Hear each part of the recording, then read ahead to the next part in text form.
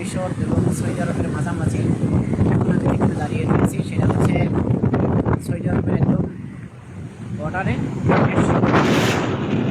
যদি একটু ভালোভাবে দেখাই, সেটা হলো সে বর্ডার ওই পারে আপনারা যে দেখতে পাচ্ছেন একটা পাহাড়, এই পাহাড়ের ওই পাশে ওই পারে হচ্ছে মিশর।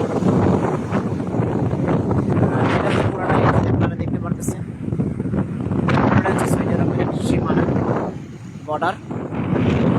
দেখেন এটা শেষ সীমানা, আজ শেষ সীমানায় চলে আসছি। প্রচণ্ড বাতাস,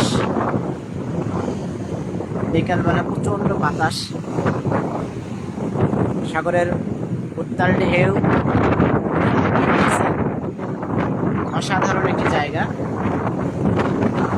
দেখার মতো, উপভোগ করার মতো একটি জায়গা। এই যে দুইজন আছে বাংলাদেশি ভাই,